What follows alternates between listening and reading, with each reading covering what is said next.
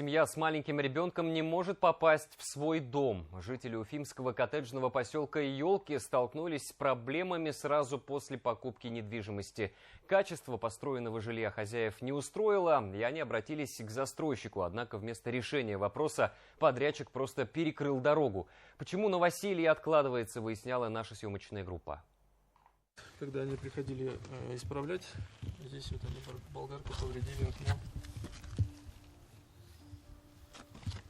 Из окон дует, на кирпичах высылась стяжка неровная. Такие погрешности нового дома обнаружили Муфтахуддиновы еще в 2022 в год покупки недвижимости. Свои замечания озвучили подрядчику, который начал предпринимать меры. Однако переделка хозяев не устроила. У меня еще ремонт не сделан дома, а у меня уже дом, получается, сыпется. Начали исправлять, кладку убрали, штробили, заменили там что-то, делали. Но после этого ситуация не улучшилась, да?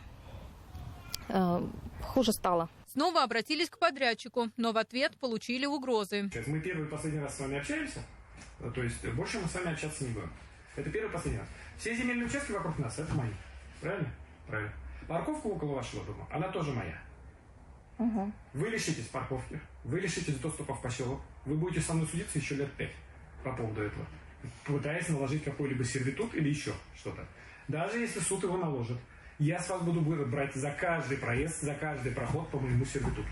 Начали прям прямым текстом угрожать. Вот мы с вами будем 5 лет судиться, мы вам жить не дадим, все вам пути, выходы все перекроем, не сможете в поселок попадать.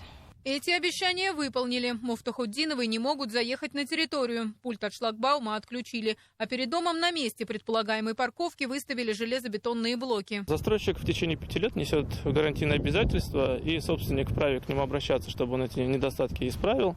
Либо же по соответствии с законом о защите прав потребителя он имеет право обратиться к нему с требованием, чтобы он компенсировал. Застройщик уже за свой счет выполнил ремонт.